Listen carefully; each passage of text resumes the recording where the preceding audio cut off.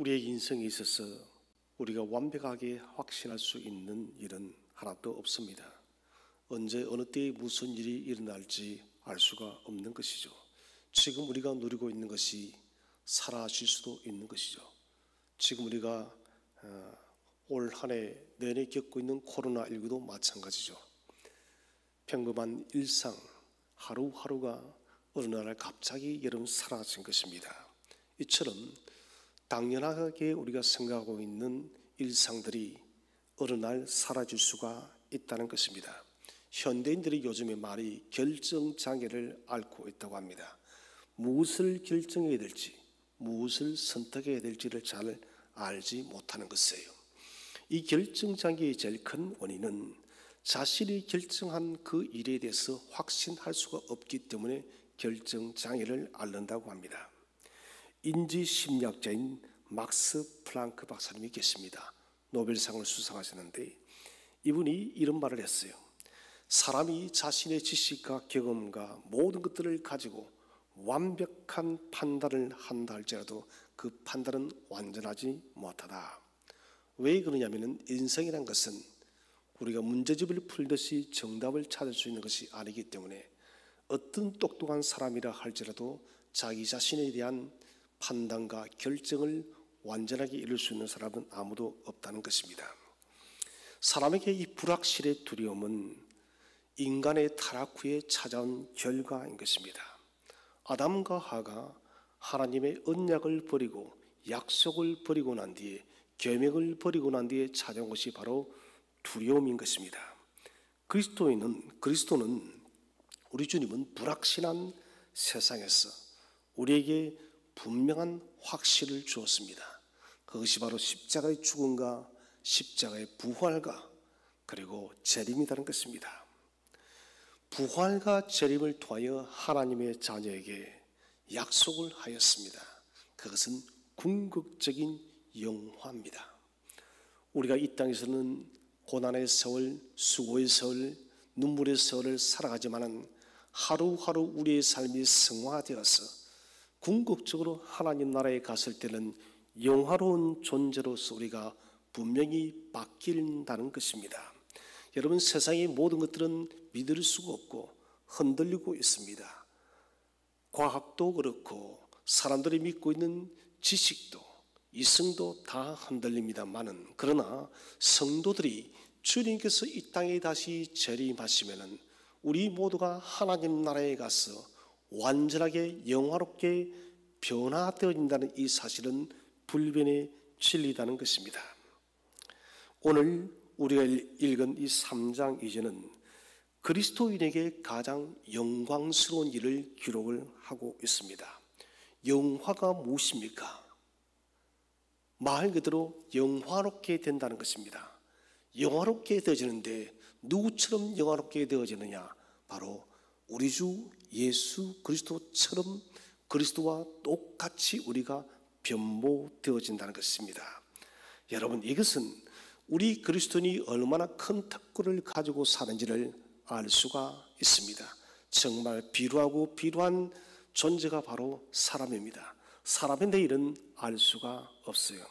저는 지난주에 아주 충격적인 소식을 접하고 한 이틀 동안 많이 힘이 들었습니다. 저희 제자이기도 하고 또 간사 동력자인 젊은 목사입니다. 올해 48이니까요. 간사 처음부터 필리핀과 태국에서 선교 사역을 계속하고 있었습니다. 지난주 화요일이죠.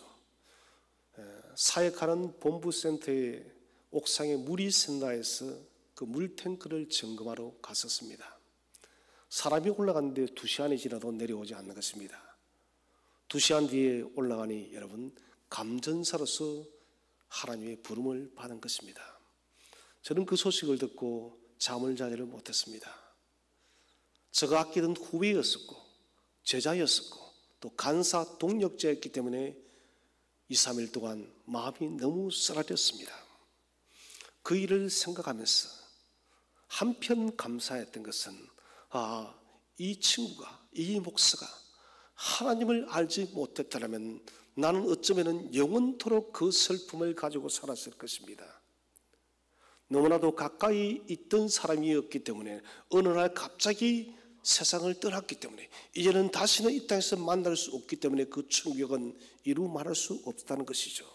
그러나 영광의 그날, 재림의 그날에 그 사랑하는 지체를 다시 만날 수 있기 때문에 마음을 추스릴 수가 있었습니다. 여러분, 비루한 존재예요. 우리는 사람은 어쩌면은 저 들에 핀 나무보다도 꽃보다도 또 마음껏 뛰어다니는 동물들보다도 못한 존재인지 모릅니다. 하나님이 없다면은, 천국이 없다면은, 영화의 그 시간이 없다면은 사람은 그런 것이에요. 그러나 피조물 중에서 가장 여러분 인간이 존귀한 것은 바로 우리에게 영광스러운 영화의 날, 그리스도처럼 변화되어지는 날이 있기 때문에 사람은 가장 존귀한 존재인 것입니다. 오늘 읽은 이 본문 3장 2절 말씀을 다시 한 번 더 합독하겠습니다. 시작. 사랑하는 자들아, 우리가 지금은 하나님의 자녀라. 장래에 어떻게 될지는 아직 나타나지 아니하였으나 그가 나타나시면 우리가 그와 같은 줄을 아는 것은 그의 참모습 그대로 볼 것이기 때문이니. 아멘. 이 3장 2절은 그리스도인이 누구인가, 그리스도인은 어떤 신분을 가졌는가, 여기에 대해서 정확하게 말씀을 하고 있습니다. 장래에 그가 나타나시면 우리가 그와 같을 줄을 안다. 곧 예수 그리스도와 똑같이 우리가 변화되어질 줄을 안다는 것입니다. 저와 여러분의 신분이 어떤 신분인지 사도 요한은 우리에게 정확하게 말씀을 하고 있습니다. 여러분, 이 신분을 우리가 믿고 확신한다면 사실은 여러분 이 인생이란 이 광야의 길은 원망할 필요가 없는 것입니다. 아니, 불평할 이유도 없는 것이에요. 이 땅에 잠깐 걷는 여러분 이 인생이 80, 90, 길면은 100년의 인생입니다. 결코 이것은 여러분 개인 인생이 아닙니다. 잠시 잠깐 바람처럼 지나는 이 인생이 지나고 나면 영원한 영광 그 나라에서 우리가 그리스도처럼 영광스럽게 변화되어진다는 것은 여러분 얼마나 우리에게 기쁘고 감격스러운 일인지 알 수 없습니다. 그리스도인들이 이 땅에서 여러분 풍성한 삶을 받아 누리지 못하는 이유가 무엇일까요? 그것은 바로 2절에 대한 확신의 부족이에요. 주님 나라에 가게 되었을 때 우리가 그리스도와 같이 영화롭게 변모되어진다는 이 영광스러운 사실을 우리가 여러분 깊이 인식하지 못하기 때문에 우리는 이 땅에서 풍성한 삶을 살아 누리지 못하는 것입니다. 우리가 그리스도의 영광스러운 모습으로 변모되어진다는 것은 하나님께서 당신의 섭리의 손으로 한 사람 한 사람을 그렇게 인도하시겠다는 것입니다. 여러분, 인생이라는 것은 우연도 없습니다. 실패도 없습니다. 낙심도 없어요. 왜 그런가? 우리는 궁극적인 영화의 길로 가기 때문에 그리스도인의 길은 여러분 가장 빛나는 승리의 길임을 믿으시기를 바랍니다. 그리스도의 길은 여러분, 그리스도인의 길은 승리의 길이에요. 세상의 성공은 하루아침에 무너질 수 있는 성공이요, 하루아침에 무너질 수 있는 승리이지만 그러나 그리스도께서 공급해 주시는 성공과 승리는 결코 어떤 것으로 무너뜨릴 수 없는 완전한 성공이요, 완전한 승리다는 것입니다. 하나님의 자녀, 저와 여러분이 하나님의 자녀예요. 믿음의 적용이 무엇일까요? 믿음의 적용은 다른 것이 아닙니다. 우리가 여러분 궁극적으로 그리스도처럼 그리스도와 똑같이 변모되어져서 하나님의 영원한 하나님의 자녀가 되어진다는 이 사실을 우리의 믿음 속에 완전하게 적용하지 못하기 때문에 여러분 성도는 이 땅을 살면서도 불신자와 구별되지 못한 삶을 살아간다는 것입니다. 모든 일은 영광의 길인 것입니다. 우리 하나님께서 저와 여러분의 걸음걸음을 궁극적인 하나님 나라 저 가나안에 들어가기 위해서 이스라엘 백성이 40년을 광야에서 배회하고 궁극적으로 가나안에 들어갔듯이 우리가 하나님 나라에 들어가기까지 하나님은 당신의 섭리의 손으로 그런 걸음을 인도한다는 사실을 우리가 잊지 말아야 됩니다. 위대한 신분에 대한 온전한 믿음을 가지세요. 여러분, 사실 요즘 세상을 보세요. 저는 마음이 많이 우울해요. 슬프기도 합니다. 살아가는 하루하루가 참 만만치 않고 인생 그 자체도 만만치 않은데 우리가 어찌할 수 없는 불가항력적인 수많은 문제들을 바라보니 정말 마음이 많이 슬픕니다. 그러나 그런 슬픔과 그런 아픔 가운데 있다가도 하나님 나라를 생각하는 그 순간 여러분, 이 모든 슬픔이 사라지는 것이에요. 이 모든 아픔과 이 모든 수고와 이 모든 낙심들은 내가 하나님 나라로 가기까지 내게 다가오는 잠깐의 시련에 지나지 않아. 내가 이 시련의 시간을 그치고 나면은, 이 광야의 시간을 그치고 나면은 주께서 두 팔 벌리고 나를 영광의 나라에서 맞이해 주실 것이야. 이 믿음과 이 소망을 가지니 다시 힘이 난다는 것입니다. 성경의 모든 말씀은 우리가 누구인가 분명한 신분을 인식하라고 우리에게 말씀하고 있습니다.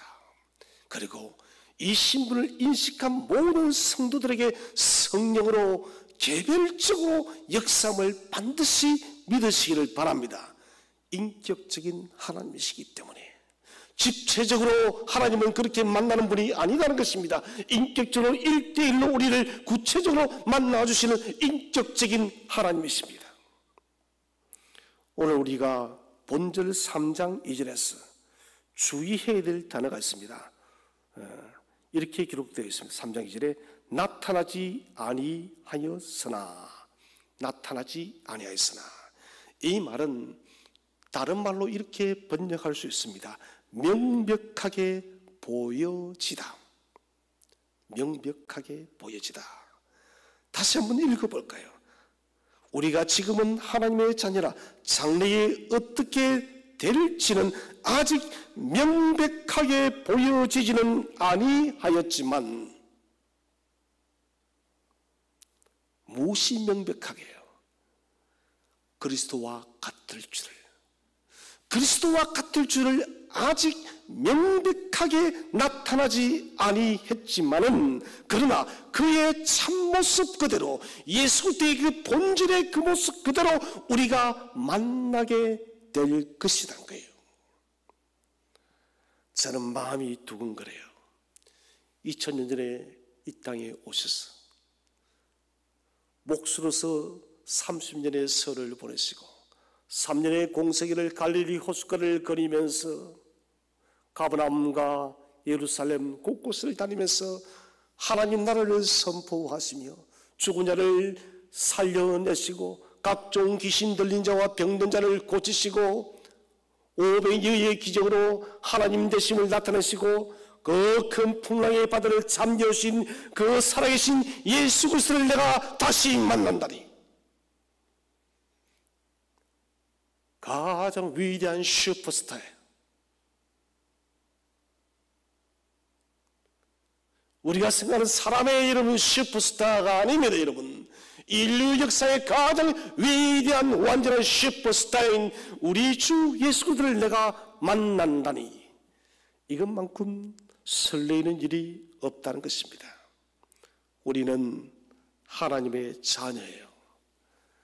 장차 어떤 자로 존재하게 될지 우리는 분명히 알고 있습니다. 다시 거듭 말씀드리지만 우리의 존재는 예수 그리스도처럼 예수 그리스도와 똑같이 변화되어질 줄로 확신하시기를 바랍니다.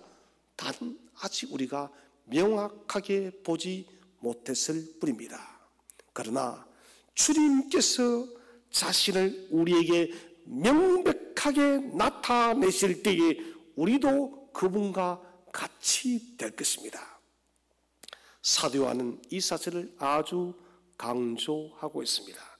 오늘 본절에서는 세 가지의 교리가 우리에게 나타나고 있습니다. 첫 번째는 우리는 하나님의 자녀라는 사실을 반드시 붙들어야 됩니다. 자녀의 교리예요. 천지가 결백되어져도 이 온 우주가 여러분 무너지고 바뀐다 할지라도 예수 그리스도의 피로 맺어진 하나님의 생명체에 기록되어진 거룩한 하나님의 자녀라는 이 신분은 결코 변함이 없다는 사실입니다. 우리가 성경을 보면 우리가 지금은 닌 현재입니다. 현재. 지금 우리도 현재 지금 저와 여러분의 신분이 무슨 신분이냐? 하나님의 자녀의 신분이라는 것이에요. 우리가 저 천국에 갔을 때 하나님의 자녀가 되어지는 것이 아니라 예수들을 우리가 믿음으로 모셔드릴 때 그 즉각적으로 저와 여러분의 신분이 마귀의 자녀에서 하나님의 자녀로 변화됐음을 믿으시기를 바랍니다. 그래서 사도 요한은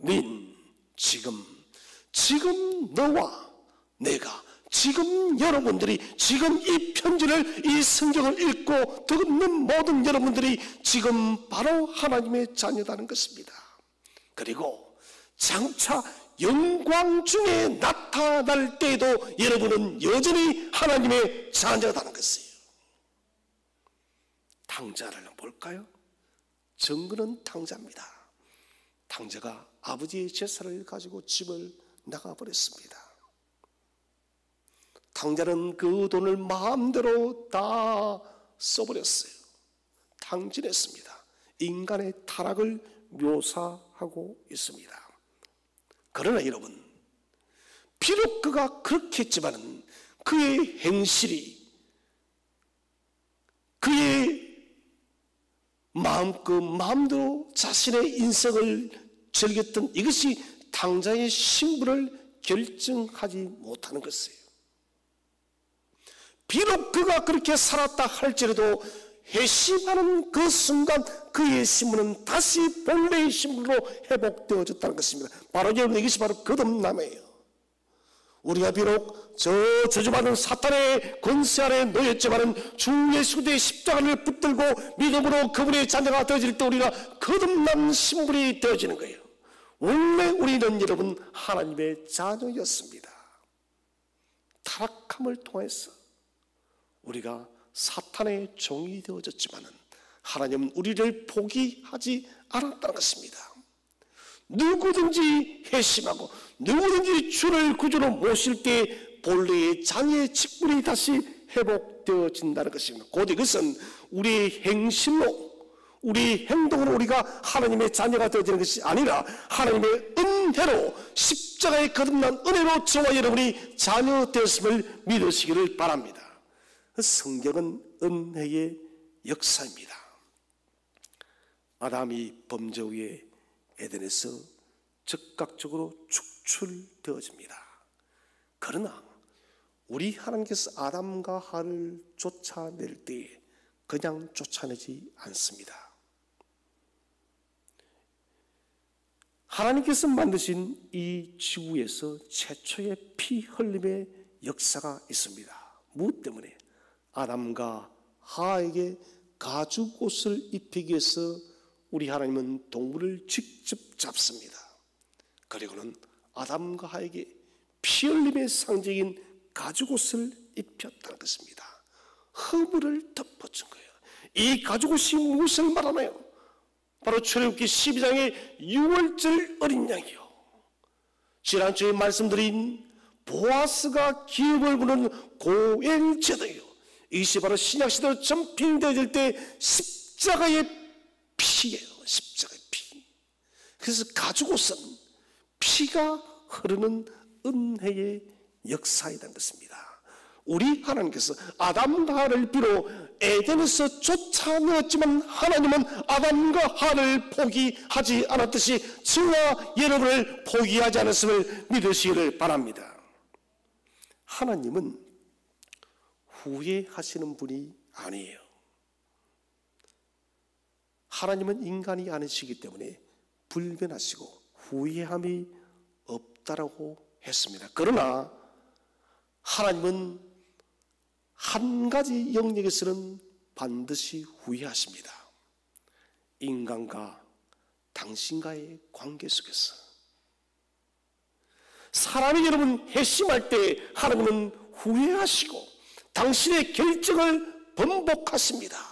니느웨의 성이 여러분 멸망되기로 결정했지만 하나님은 니느웨의 성읍이 여러분 회심할 때, 회개할 때 그 결정을 번복시킵니다. 창세기 6장 7절, 하나님께서 인간을 창조한 것을 후회하십니다. 그래서 물로 썰어버리기로 작정하시죠. 썰어버리다는 말을 마하라는 말을 씁니다. 히브리 마하, 썰어버리다. 그런데 이 마하라는 말 속에는 두 가지의 뜻이 있어요. 썰어버리다, 이 뜻과 용서하다는 뜻이 같이 되어 있습니다. 그래서 하나님께서 인간을 썰어버리기로 작정하다는 이 말 속에는 동시에 인간을 용서하기로 작정했음을 믿으시기를 바랍니다. 어떤 데 용서하시는가? 우리가 주 앞에 나와서 우리의 죄를 자복할 때 용서하기로 작정하신 것이에요. 그래서 하나님은 후회하시지 않는 분이, 후회할 때는 언제 후회하시는가? 우리가 회심할 때, 하나님의 결정이 번복되어지는 것은 사람이 다시 돌아올 때 하나님은 당신의 결정을 번복하십니다. 여러분, 여기는 하나님의 불변성이 바뀌어요. 저는 이 교리를 생각하면서 이번 주 소결이 문답의 삼위 하나님에 대해서 우리가 배웁니다. 하나님의 불변성, 참 놀라운 성품이에요. 지극히 이 불변성은 인격적인 불변성입니다. 여러분, 돌덩이도 불변합니다. 그러나 돌덩이는 여러분 인격성이 없습니다. 우리 하나님은 돌덩이와 같은 불변성을 가진 분이 아니다는 것입니다. 사람이 반응할 때, 사람이 죽게로 돌아올 때 그 불변에 하나님이 용서하신다는 거예요. 그래서 하나님의 불변성은 적어도 당신의 자녀와의 관계에서는 인격적 불변성임을 믿으시기를 바랍니다. 이게 큰 은혜라는 것입니다. 사도 요한은 말합니다. 사랑하는 자들아, 우리가 지금쯤과 여러분 하나님의 자녀다는 것입니다. 그래서 세상이 어떻게 되든 너희는 흔들리지 말아라. 지금 코로나19 때문에도 세상은 흔들리고 있어요. 전 세계가 흔들리고 있습니다. 지난 여러분 2월 3월보다 지금 유럽과 전 세계는 더 심각해졌습니다. 더 많은 사람들이 코로나에 지금 뒤덮여 있습니다. 세계보건기구에 따르면 조금 있으면 200만 명이 넘어선답니다. 엄청난 숫자입니다. 세상은 흔들릴 수밖에 없어요. 그러나 사도 요한은 우리에게 말하고 있습니다. 너희는 지금은 하나님의 자녀다. 지금도 하나님의 자녀이고 앞으로도 하나님의 자녀이며 궁극적으로 하나님 나라에 들어갔을 때에도 저와 여러분이 하나님의 자녀됨을 믿고 흔들리지 마시기를 바랍니다. 더 많은 일이 우리를 흔들어 온다 할지라도 우리가 견고하게 서야 됩니다. 자, 우리가 하나님의 자녀라는 사실을 반드시 붙들어야 되는데, 자, 자녀이면은 첫 번째는 우리가 새로운 생명 질서를 소유하게 되어집니다.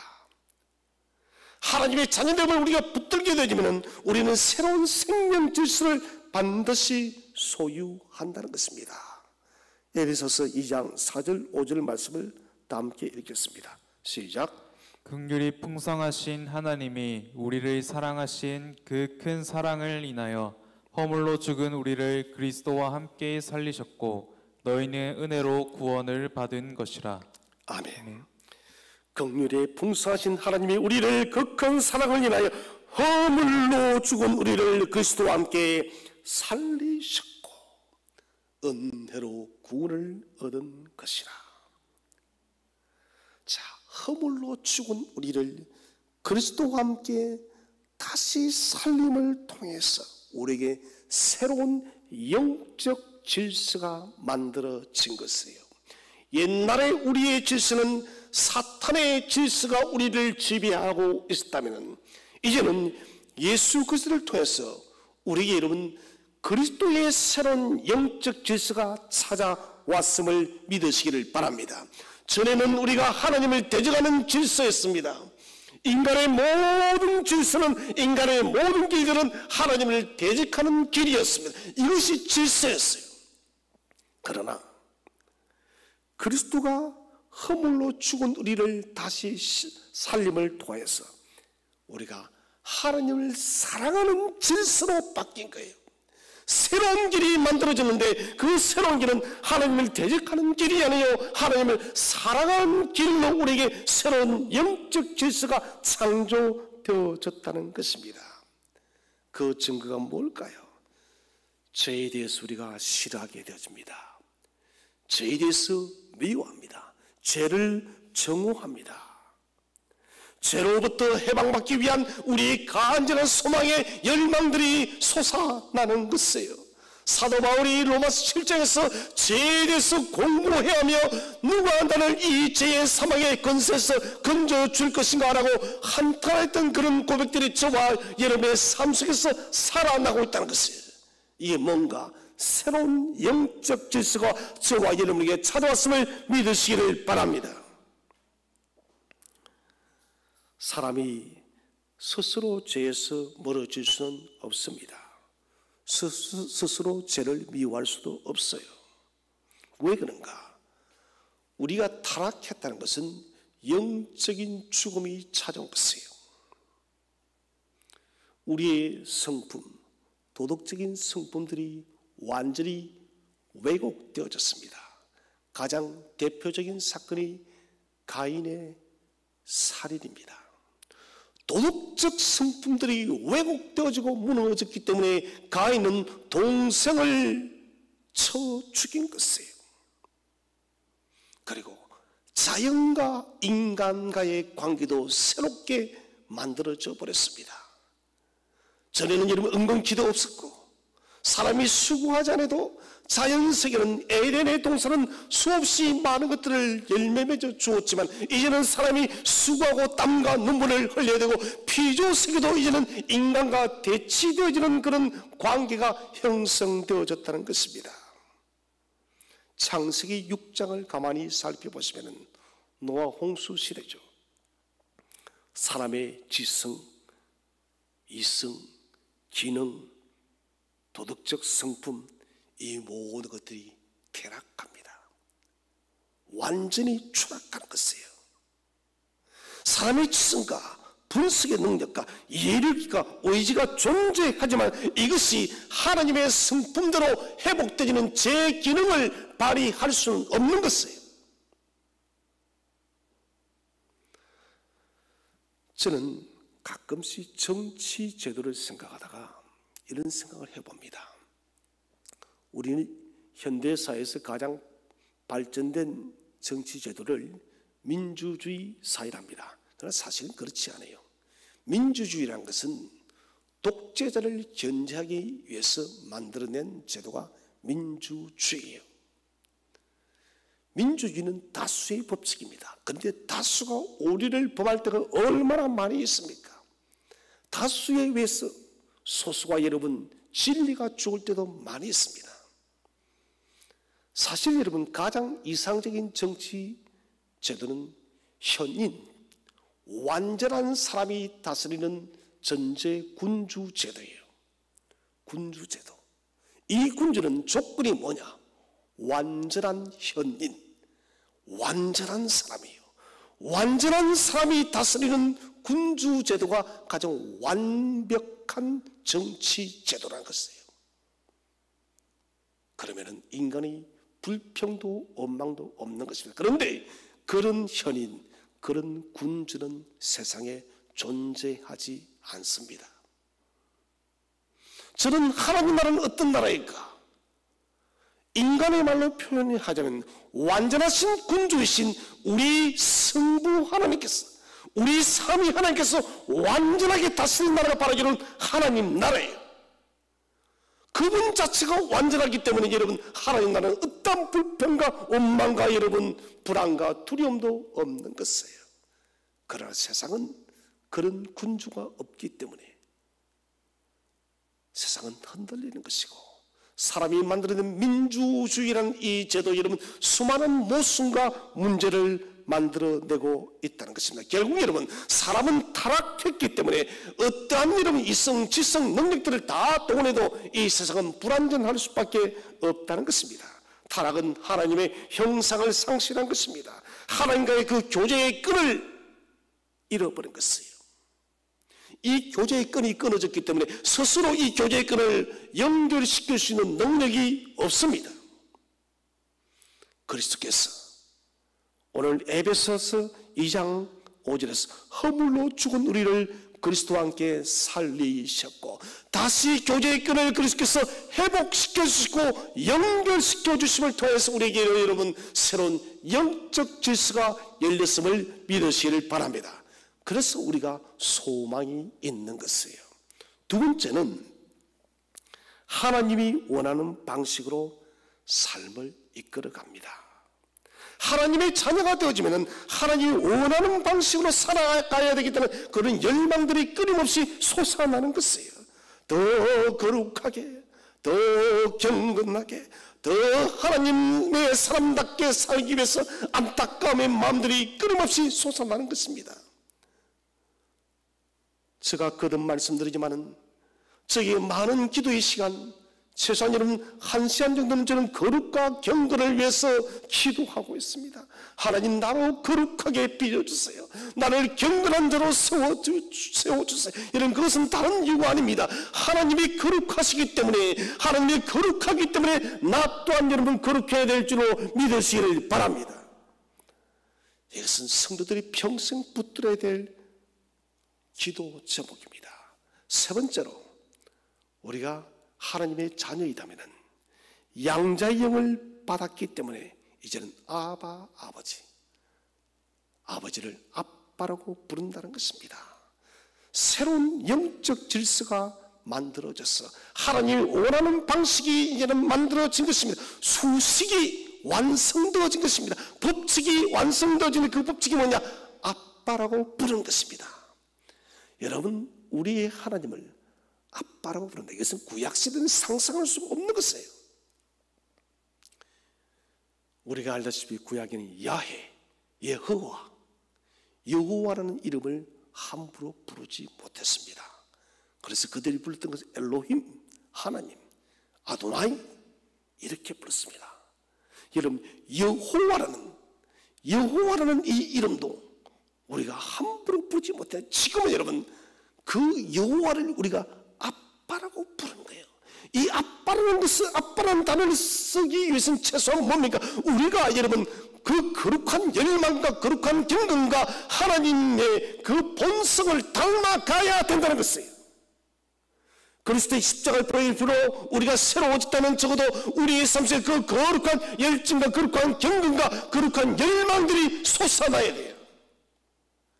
그리해야만 우리가 아빠, 아버지라고 불러도 우리가 여러분 부끄러움이 없는 것이에요. 우리가 아바, 아버지라고 부르게 되어진 것은 두 가지를 이야기합니다. 첫 번째는 하나님과 우리의 그 관계의 친밀성, 사랑입니다.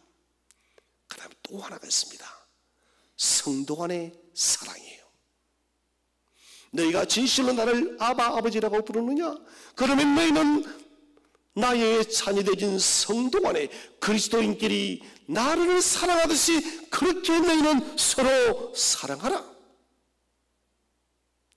곧 우리에게 여러분 하나님과의 대신관계, 그 다음에 대인관계, 이것을 진실하고 긴밀한 사랑으로서 우리가 살아가라고 우리에게 말씀하고 있다는 것입니다.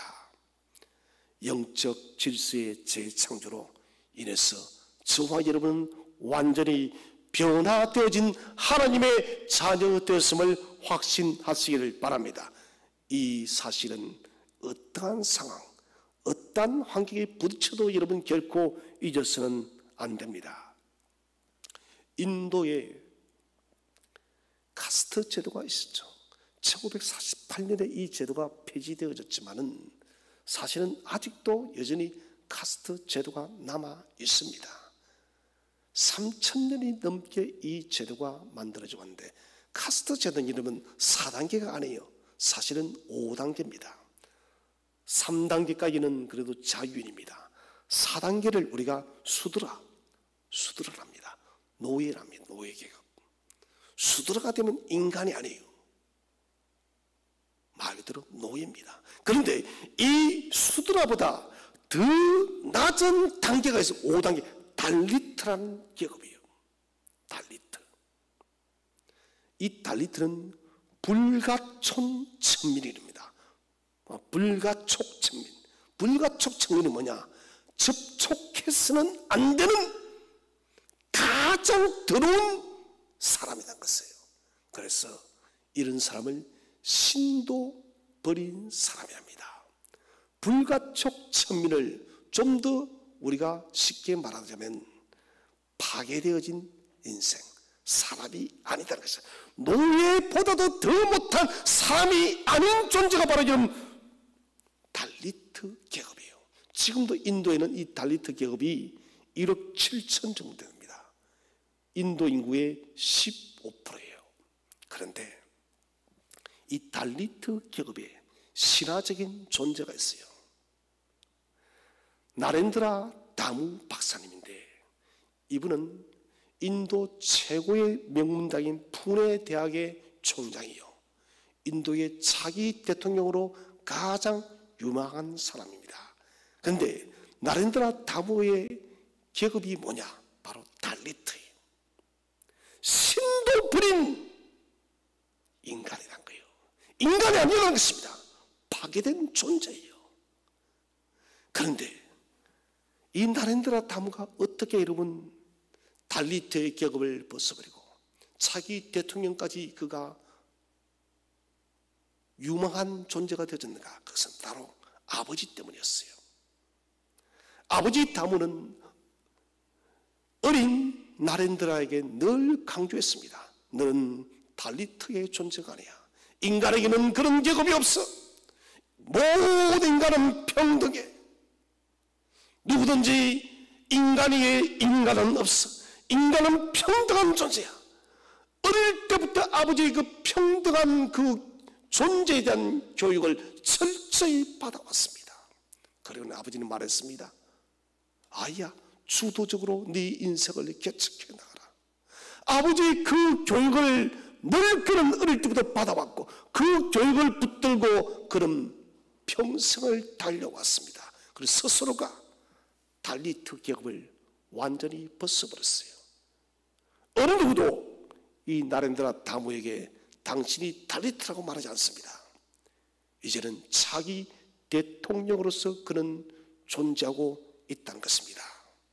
여러분, 저는 우리의 존재가 여전히 달리트와 마귀의 종이었습니다. 달리트, 인간이 아니다는 것입니다. 불가촉천민, 사람이 접촉해서는 안 되는 그런 천민과도 같은 존재가 바로 저와 여러분 마귀의 종이었어요. 그런데 영원히 달리트와 같은 우리의 이 존재의 이 신분을 예수 그리스도께서 우리를 건져 주어서 하나님의 거룩한 자녀로 새 신분을 주신 거예요. 여러분, 이제는 옛 신분을 벗어버리시기를 바랍니다. 하나님의 거룩한 자녀의 신분되었음을 결코 잊지 마시기를 축원드립니다. 이 사실을 우리가 붙들어야 합니다. 두 번째로 우리가 영광의 나라를 가는 데 있어서 기억해야 될 사실은 우리의 걸음이 영광의 길을 향해서 나아가고 있다는 변함없는 사실을 확신하시기를 바랍니다. 우리 성도의 걸음은 어디로 가느냐? 영광의 길을 향해서 우리는 변함없이 걸어가고 있다는 것입니다. 우리 다시 한 번 더 3장 2절을 읽겠습니다. 3장 2절 다시 한 번 더 읽어보겠습니다. 시작. 사랑하는 자들아, 우리가 지금은 하나님의 자녀라. 장래에 어떻게 될지는 아직 나타나지 아니하였으나 그가 나타나시면 우리가 그와 같을 줄을 아는 것은 그의 참모습 그대로 볼 것이기 때문이니. 아멘. 장래에 어떻게 될 것은 아직 나타나지 아니하였으나, 명백하지 아니하였으나, 그러나 우리가 어디로 가는지는 분명한 확정이 되어져 있다는 것이에요. 어디로? 그의 나라로. 나의 걸음이 갈짓자로 걷고 있는 것 같고 자충우돌하며 자주 넘어지고 엎어지고 실패하고 때로는 하나님의 자녀가 아닌 듯 하기도 하고 때로는 하나님께서 나를 버린 듯 하지만, 그러나 여러분, 저와 여러분의 걸음은 여전히 하나님 나라로 걸어가고 있음을 믿으시기를 바랍니다. 이 세상 험한 곳에서 우리가 살아가고 있지만 우리는 궁극적으로 영원한 그 나라에 있을 것입니다. 주님께서 이미 그 걸음을 증명해 주었습니다. 당신은 여러분 몫으로서 그 고난의 선을 30년의 선을 보내시고 3년의 그 공생에 또한 그분은 배척받았고 십자가의 그 저주의 길을 걸었지만 궁극적인 그분의 길은 영광의 길이었습니다. 히브리서 12장 2절 말씀 다 함께 읽겠습니다. 시작. 믿음의 주요 또 온전하게 하시는 이인 예수를 바라보자. 그는 그 앞에 있는 기쁨을 위하여 십자가를 참으사 부끄러움을 개의치 아니하시더니 하나님 보좌 우편에 앉으셨느니라. 아멘. 사람들은 주님을 보면서 조롱하고 저주했습니다. 저가 다른 사람을 살렸지만 자기의 생명은 진정 구원하지 못한다라고. 그렇게 그 저주의 십자가의 그분이 영원토록 죽을 줄 알았지만, 그러나 그렇지 않습니다. 십자가를 참으사 부끄러움을 개의치 아니하시더니 하나님 보좌 우편에 앉으셨느니라. 여러분, 저와 여러분이 이 인생길을 고통스럽고 수고스럽게 걸어간다 할지라도 궁극적으로 주께서 하나님 보좌 우편에 앉으셨듯이 저와 여러분도 그 영광의 날이 있을 줄로 믿으시기를 바랍니다. 우리가 영광의 자리를 향해서 나가고 있는 자들이란 것, 이거 분명히 알아야 됩니다. 십자가상에서 구원 사역을 붙들듯이 영광의 자리에 대해서 우리가 확신해야 됩니다. 십자가를 믿음으로 우리가 구원이 이루어졌다면 이 구원을 넘어서서 우리가 영광의 그 나라에 들어갈 것, 영화의 그 모습으로 변모되어서 영광의 그 자리에 앉을 것을 우리가 붙들어야 된다는 것입니다. 여러분, 그날까지 어떤 것도 우리를 그리스도의 사랑에서 끊을 수 없다라고 로마서 8장 38절 이하에서 말씀하고 있습니다. 천사도 적신도 위험도 칼도 그 무엇도 우리를 그리스도의 사랑에서 결코 끊을 수가 없다는 것입니다. 무엇에 근거해서 바울은 이런 말을 할까요? 그것은 로마서 8장 29절입니다. 함께 읽겠습니다. 시작.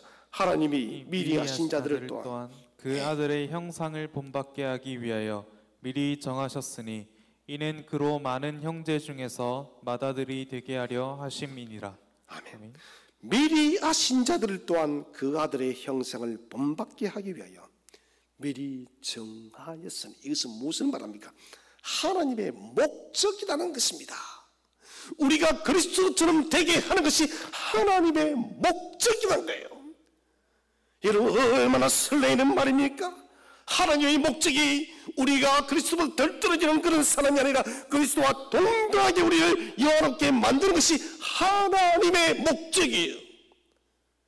이것은 하나님의 입으로 직접 하신 하나님의 맹세입니다. 구원받은 것만으로도 여러분 감격스러운데, 구원받은 것만으로도 그 은혜를 헤아릴 수가 없는데, 하나님께서 우리를 그리스도처럼 영원롭게 변모시키는 것이 하나님의 불변의 목적이라는 것입니다. 전능하고 무한하시고 온전하신 하나님의 능력이 영화에 대해서 확실하게 보증하고 있습니다. 하나님의 속성은 불변하십니다. 영원하십니다. 시작도 끝이 없으신 우리 하나님께서 나의 목적은 너희를 맏아들 그리스도처럼 영화롭게 변화시키는 것이 나의 목적이야. 이것은 불변의 약속이에요. 사람의 약속 중요합니다. 사회라는 것은 여러분, 세상이라는 것은 약속을 통해서 돌아가는 것입니다. 이 약속을 부숴버리면 사회 공동체는 존재할 수가 없습니다. 세계 외신들이 코로나19에서 세계 방역의 가장 모범적인 나라로 우리나라로 꼽고 있습니다. 며칠 전에도 월스트리트 저널에서, 미국의 세계적인 경제 잡지죠, 거기에서도 경제와 방역을 동시에 잡은 나라는 세계에서 유일하게 한국밖에 없다라고 합니다. 여러 요인들을 꼽아놨는데 그 첫 번째가 빠르고 과학적인 진단 키트, 두 번째는 투명성, 세 번째는 국민의 연합이랍니다. 국민의 협력이라는 것이요. 저는 이 세 가지를 가만히 생각하면서 약속이라는 단어가 떠올랐습니다. 진단 키트에 대해서 국민들이 믿을 수 없었다면, 신뢰할 수 없다면 큰일이에요. 투명하게 모든 일들이 공개되지 않았다면, 국민들이 사회적 거리두기 운동이나 이런 일들의 약속을 지키지 않았더라면, 실제로 우리는 코로나가 지난 8월 중순까지 50명 이하로 계속해서 유지되어지고 있었습니다. 그런데 그 거리두기에 대한 약속이 깨어지자 말자 다시 여러분 예배가 중단되어 버렸어요. 지금 유럽에 여러분 다시 코로나가 더 강력하게 일어나고 있습니다. 그것은 약속이 무너졌기 때문에 그래요. 인간의 약속은 아주 상황적입니다. 자신에게 조금만 불려면 그 약속을 부숴버리는 것이 인간의 약속입니다. 그러나 하나님의 약속은 천지가 사라져도 불변함을 믿으시길 바랍니다. 우리를 영화롭게 하는 것이 하나님의 최고의 목적임을 믿으시기를 바랍니다. 이 일보다 영광스러운 일이 없습니다. 마지막 세 번째로 우리가 붙들어야 될 것은 궁극적 영광에 대해서 분명히 확신하시기 바랍니다. 영광스러운 삶이 우리에게 찾아온다는 것입니다. 영광스러운 삶의 내용이 무엇입니까? 그 첫 번째가, 영광의 내용은 예수 그리스도의 부활과 재림을 통해서 나타납니다. 나타나심, 재림이 되어지면, 주님께서 재림되어지면 그 영광의 내용이 뭐냐? 그와 같아지는 것이 영광의 내용이에요. 저는 이 사실을 생각하면 가슴이 떨려요. 왜?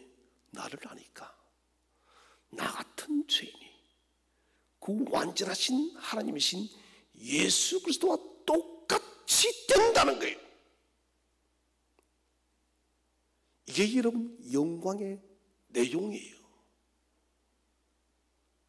여기서 여러분 거지가 왕자가 되어진 이런 비유와는 도무지 비교할 수 없는 것이에요. 저주받은 인간이 마귀의 종으로 살던 우리가 여러분 완전하게 신분이 변화되어서 그리스도와 똑같이 하나님의 여러분 맏아들과 그리스도처럼 똑같이 우리가 여러분 바뀐다는 것이 영광의 내용인 것입니다. 그리고 우리도 새하늘과 새 땅을 소유해서 통치자가 되지고 다스린 자가 되어집니다. 그리고 무엇보다도 우리의 참 구주이신 예수 그리스도를 그대로 계신 그대로 볼 줄로 믿으시길 바랍니다. 고린도전서 13장 12절에 지금은 거울로 보는 같이 희미하나 그날에는 눈과 얼굴을 맞대고 보는 것처럼 분명히 본다는 것입니다. 주님의 재림 때 우리는 주님을 분명하게 보게 되어집니다. 그분과 같이 될 것입니다. 하나님의 목적은 로마서 8장 29절에 기록된 대로 우리로 하여금 그 아들의 형상을 본받게 하기 위함이라. 이것은 여러분 논쟁이에요. 하나님께서 논리적으로 증명했고 이것은 교리입니다. 교리라는 것은 바뀌지 않는 것이에요. 그의 아들의 형상을 본받고 그처럼 되어지는 것은 논쟁이요 교리라는 것이에요. 성경의 뼈대라는 것입니다. 성령은 우리 안에서 역사하십니다. 우리를 성결한 삶으로 변화시켜 줍니다. 모든 죄를 벗어버리고 우리를 신령하게 변화된 모습으로 영화롭게 바꾸어 주실 것입니다. 그래서 바울은 그리스도께서 하늘로부터 오실 것을 기대하면서 이렇게 고백합니다. 빌립보서 3장 21절 다 함께 읽겠습니다. 시작. 그는 만물을 자기에게 복종하게 하실 수 있는 자의 역사로 우리의 낮은 몸을 자기 영광의 몸의 형체와 같이 변하게 하시리라. 아멘. 우리의 낮은 몸을 자기 영광의 몸의 형체와 같이 변하게 하시는 누가요? 우리 하나님께서. 주님 오실 때 고린도전서 15장 51절 52절에 우리도 홀히 변화될 줄로 믿으시기를 바랍니다. 육체가 다시 부활합니다. 몸의 부활이 중요한 것은 몸의 부활이 없이 여러분 구원의 완성은 불가하기 때문에 먼저 여러분 죽은 자들이 몸이 먼저 부활하고 영혼도 같이 순식간에 변화되어지는 것이에요. 영과 육이 완전하게 구원받는 것입니다. 구원한 구속적인 은혜. 이것은 몸과 영이 함께 구속을 받는 것입니다. 나아가서 주님께서 영화롭게 부활했듯이 우리도 영화롭게 부활되어지는 것입니다. 우리 몸이 영화롭게 변화되어져서 새하늘과 새 땅에서 우리는 영화로운 모습을 소유합니다. 왜 그렇게 되느냐? 새하늘과 새 땅은 영화로운 존재만이 새하늘과 새 땅을 통치할 수 있음을 믿으시기를 바랍니다. 우리가 주님과 같이 되어져야 하는 이유는 뭐냐? 그와 같이 되어져야만 새하늘과 새 땅을 통치할 수 있고 새하늘과 새 땅의 백성이 될 수 있다는 것이에요. 그래서 우리가 주님과 같이 변화되어지는 것입니다.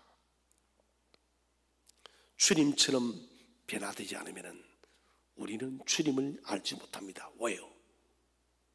그분과 우리는 다르기 때문에. 주님처럼 똑같이 되어져야만 우리는 그분을 온전히 알 수 있다고 하는 것이 바로 오늘 지금 사도 요한의 주장입니다. 죄된 인간과 거룩하신 영원하신 예수님은 공존불가하기 때문에 우리 모든 죄된 속성이 다 사라지고 완전히 영원롭게 되어져야만 거룩하신 예수님을 만날 수 있는 거예요. 그래서 우리가 여러분 완전한 영화가 이루어진다는 것입니다.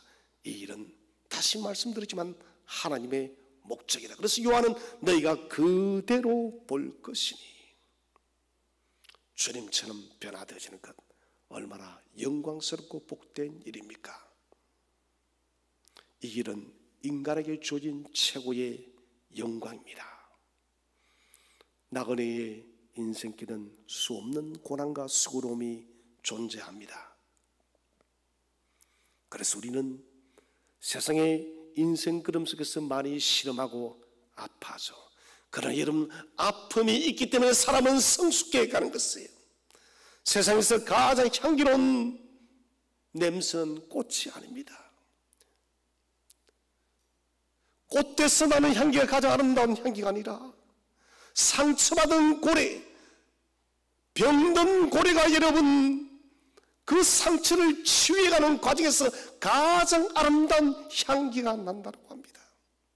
여러분 인생의 광야에서 당하는 우리의 수많은 고난과 여러분 아픔과 이 수고는 곧 영광스러운 영화로운 그날을 여러분 기리기 위한 향기를 만드는 과정임을 믿으시기를 바랍니다. 그러므로 이 광야의 길을 여러분 너무 아파하지 마시기 바랍니다.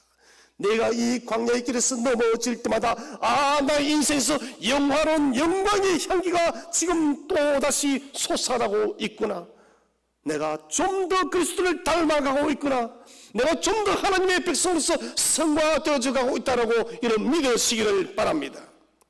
수고 없는 열매는 없습니다. 세상의 것은 반드시 가치에 따른 고통이 수반되어집니다. 이 땅의 인생길에서 그리스도인으로 걷는 길은 고난의 길입니다. 그래서 주님께서는 당신이 먼저 그 고난의 길을 걸어섰고 직접 우리에게 보여주셨습니다. 그리고 인내하시고 죽고 부활하심으로 우리에게 영광의 길을 보여주었습니다. 사랑하신 성도 여러분, 너무나도 황송하고 영광스러운 길이 저와 여러분에게 장래에 기다리고 있음을 믿으시기를 바랍니다. 지금 또한 우리가 받아 누리고 있습니다. 다시 믿음으로 굳건하게 일어서서 저 영광의 하나님 나라에 들어가는 그날까지 또다시 힘을 내서 믿음의 용기를 내서 굳건하게 강건하게 믿음의 길을 걸어가는 저와 여러분 되시기를 주의 이름으로 축원드립니다.